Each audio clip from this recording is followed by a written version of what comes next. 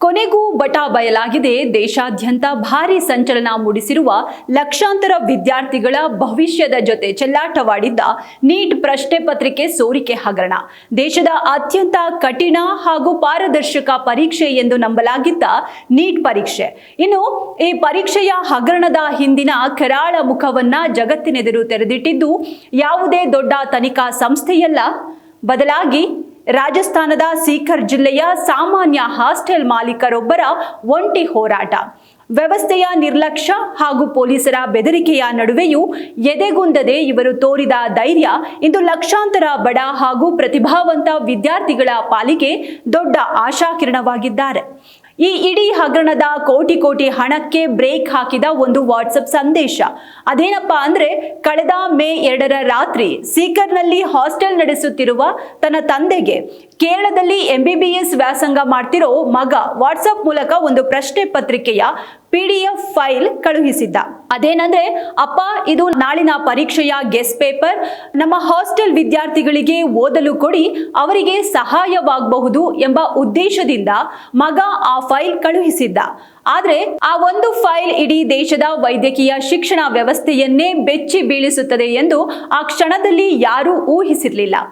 ಮರುದಿನ ಬೆಳಗ್ಗೆ ಹಾಸ್ಟೆಲ್ ಮಾಲೀಕರು ಆ ಪತ್ರಿಕೆಯನ್ನ ಹಿಡಿದು ವಿದ್ಯಾರ್ಥಿಗಳಿಗೆ ನೀಡಲು ಹೋದಾಗ ವಿದ್ಯಾರ್ಥಿಗಳು ಆಗಲೇ ಪರೀಕ್ಷೆ ಕೇಂದ್ರಕ್ಕೆ ತೆರಳಿದ್ರು.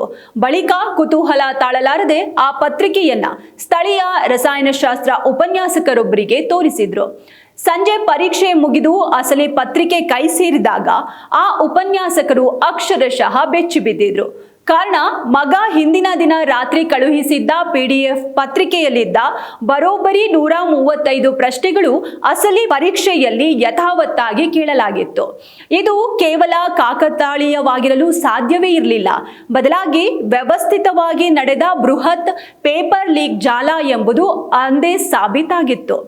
ಹಾಸ್ಟೆಲ್ ಮಾಲೀಕ ಇಷ್ಟಕ್ಕೆ ಇದನ್ನ ಬಿಡದೆ ತಮ್ಮ ಬಳಿ ಇದ್ದ ಸಾಕ್ಷ್ಯಗಳನ್ನ ಹಿಡಿದುಕೊಂಡು ನೇರವಾಗಿ ಸ್ಥಳೀಯ ಪೊಲೀಸ್ ಠಾಣೆಯ ಮೆಟ್ಟಿಲೇರಿದ್ರು.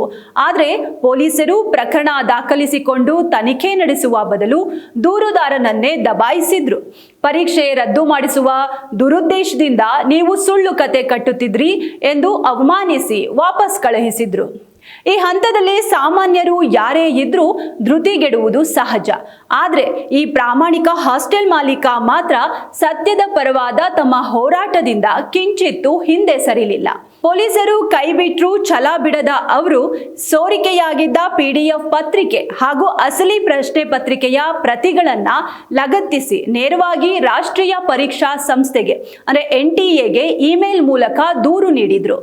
ಪಕ್ಕಾ ಸಾಕ್ಷ್ಯಗಳೊಂದಿಗೆ ಬಂದ ಈ ಇಮೇಲ್ ನೋಡಿದ NTA ಅಧಿಕಾರಿಗಳಿಗೆ ಶಾಕ್ ಆದಿತ್ತು.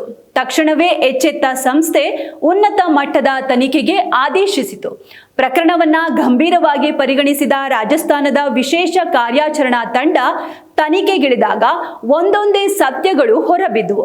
ಈ ಹಗರಣ ಕೇವಲ ರಾಜಸ್ಥಾನದ ಸೀಕರ್ಗೆ ಮಾತ್ರ ಸೀಮಿತವಾಗಿರದೆ ಹರಿಯಾಣ, ಬಿಹಾರ ಮತ್ತು ಮಹಾರಾಷ್ಟ್ರ ರಾಜ್ಯಗಳಿಗೂ ಹಬ್ಬಿರುವುದು ಪತ್ತೆಯಾಯಿತು. ಪರೀಕ್ಷೆಗೂ ಮೊದಲೇ ಪ್ರಶ್ನೆ ಪತ್ರಿಕೆಗಳನ್ನ ಪ್ರಭಾವಿಗಳಿಗೆ ಹಾಗೂ ಶ್ರೀಮಂತರ ಅಭ್ಯರ್ಥಿಗಳಿಗೆ ಕೋಟ್ಯಾಂತರ ರೂಪಾಯಿಗೆ ಮಾರಾಟ ಮಾಡಿರುವ ಬೃಹತ್ ಹಗರಣ ಬಯಲಾಯಿತು. ಸೋರಿಕೆಯಾದ ಪತ್ರಿಕೆಯ ಪ್ರಶ್ನೆಗಳಿಗೂ ಅಸಲಿ ಪತ್ರಿಕೆಗೂ ಇದ್ದ ಸ್ಪಷ್ಟ ಸಾಮ್ಯತೆಯನ್ನ ಅಲ್ಲಗೆಳೆಯಲು ಸಾಧ್ಯವಾಗದ ಹಿನ್ನೆಲೆಯಲ್ಲಿ ಅನಿವಾರ್ಯವಾಗಿ NTA ನೀಟ್ UG 2026ರ ಪರೀಕ್ಷೆಯನ್ನ ರದ್ದುಗೊಳಿಸಿ ಅಧಿಕೃತ ಆದೇಶ ಹೊರಡಿಸಿದೆ.